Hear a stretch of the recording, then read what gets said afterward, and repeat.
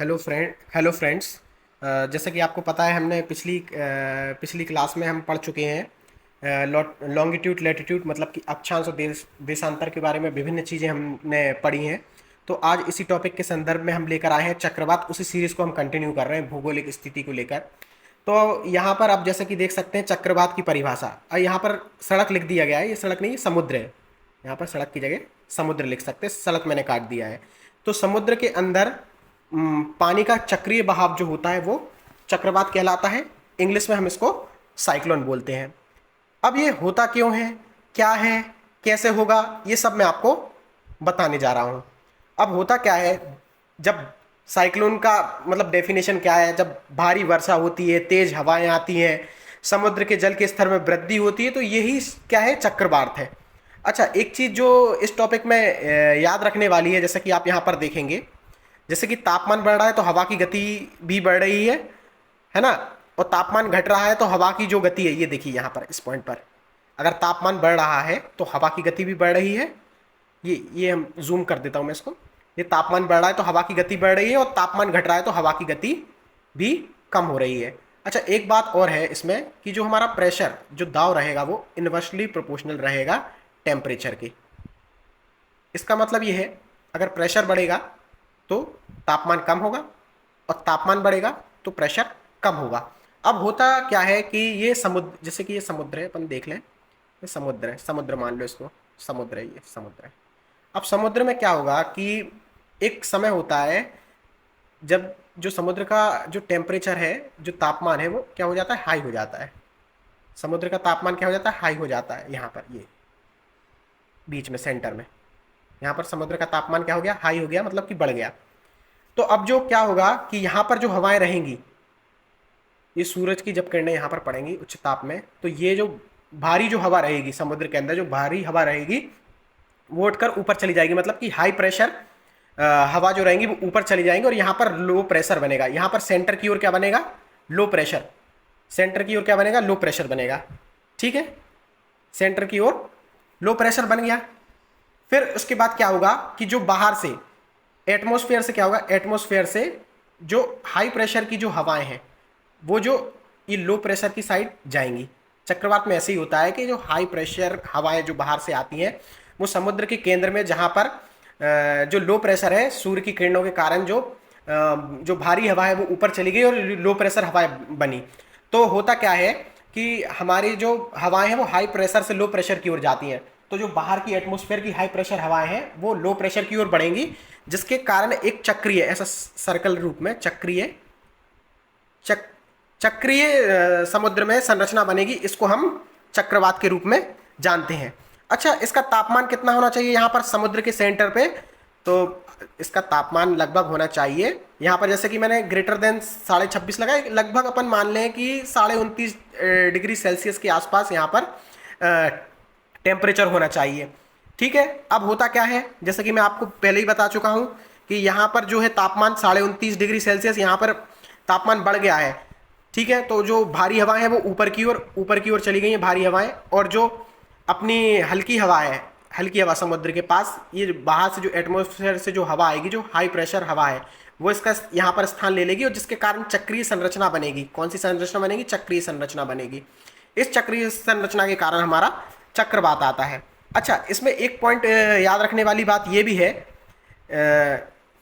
कि यदि चक्रवात पृथ्वी सतह के संपर्क में आता है तो जो हमारा चक्रवात है वो खत्म हो जाता है, और पृथ्वी सतह पर आने के लिए इससे 7 से लेकर 14 दिन तक इसको लग जाते हैं चक्रवात को। अच्छा, अगर हम बात करें चक्रवात की, तो चक्रवात की अगर हम बात करें तो भारत में प्रमुखता जो चक्रवात आता है, ये जैसे कि अगर हम देखें, ये अपना नक्शा मान लीजिए, ये अपना नक्शा है, ये क्या है, बंगाल की खाड़ी है, ये अरब सागर है, ये अरब सागर, ये बंगाल की खाड़ी। तो अधिकांश जो हमारा चक्रवात भारत में उठता है वो यहाँ से बंगाल की खाड़ी से उठता है, और जो अरब सागर है इसमें ना के बराबर जो है ना हमारा चक्रवात आता है। हमारा प्रमुख अगर चक्रवात देखा जाए तो बंगाल की खाड़ी से ही आता है। अब बंगाल की खाड़ी में कौन कौन से राज्य आ रहे हैं, अधिकांश जो हमारे वेस्टर्न घाट है, ठीक है, पश्चिमी घाट है, ये जो पश्चिमी घाट है ये ये जो पश्चिमी घाट है ये प्रभावित होते हैं इसमें। अब कैसे याद करेंगे कि पश्चिमी घाट में कौन कौन से देश हैं, तो मैं आपको एक ट्रिक दे रहा हूँ, WOAT, वोट। अब वोट मतलब कि जो बे ऑफ बंगाल, जिसको हम बंगाल की खाड़ी बोलते हैं, तो बंगाल की खाड़ी से चक्रवात उठता है, तो उसमें 4 राज्य प्रभावित होंगे। डब्ल्यू से हमारा वेस्ट बंगाल हो गया, ओ से उड़ीसा हो गया, ए से आंध्र प्रदेश हो गया और टी से तमिलनाडु हो गया। तो ये बे ऑफ बंगाल के पास आते हैं, तो ये चक्रवात यहीं से उठता है बंगाल की खाड़ी से। तो ये 4 जो है राज्य अधिकांश ये प्रभावित होते हैं काय से, हमारे चक्रवात से। हाँ, एक पॉइंट और जो एग्जाम पॉइंट ऑफ व्यू से याद करने वाली बात है कि चक्रवात का जो सेंटर होता है, मान लो ये चक्रवात है, ये गोल संरचना हो रही है, जैसे ये गोल संरचना हो रही है चक्रवात की, तो ये जो है इसमें एक सेंटर पॉइंट है, इसको हम बोलते हैं तूफान की आंख बोलते हैं इसको। ठीक है, ये पॉइंट इंपॉर्टेंट है याद रखने के लिए।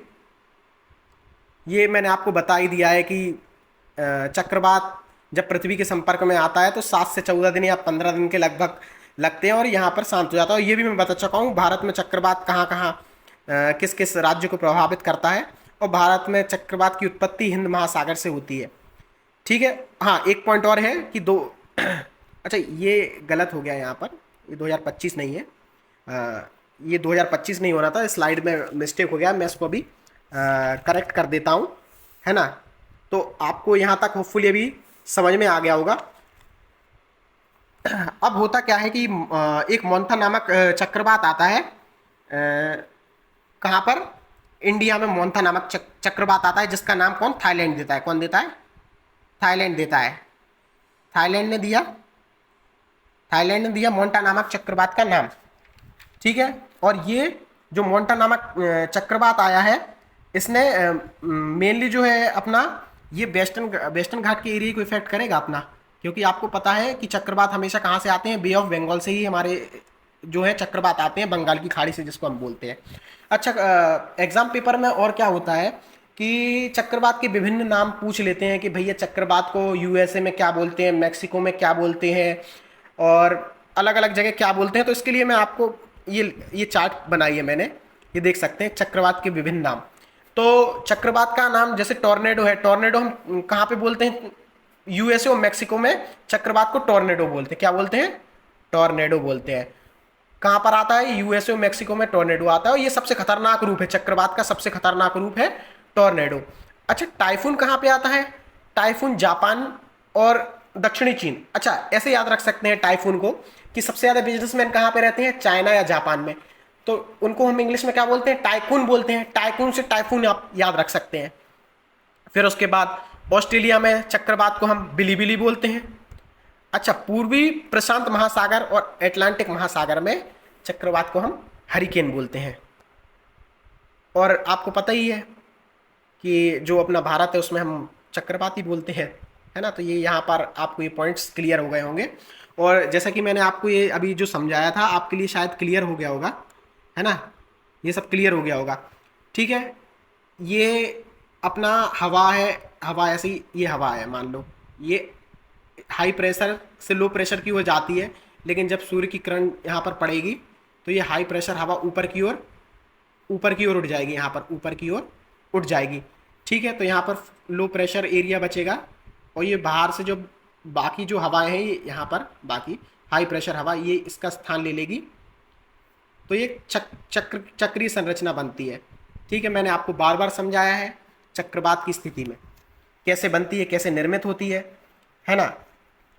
अब आप देख सकते हैं कि चक्रवात की स्थिति मैंने बता दिया आपको, चक्रवात विभिन्न देशों में कौन कौन से नाम से जाना जाता है। और अभी मैं यूट्यूब की शुरुआत है, अगर आपको मेरा वीडियो लेक्चर अच्छा लगता है तो आप लाइक और सब्सक्राइब कीजिए। और हाँ जी हाँ, आप थोड़ी सी अपनी सलाह भी दे सकते हैं कि और मैं अपने कंटेंट को कैसे अच्छा करूं। और आज के लिए इतना ही। अगली सीरीज़ आप जो टॉपिक बताएंगे या कमेंट करेंगे होपफुली मैं वो भी लाने की कोशिश करूंगा और उसको और अच्छा सुधारने की कोशिश करूंगा। Thank you guys.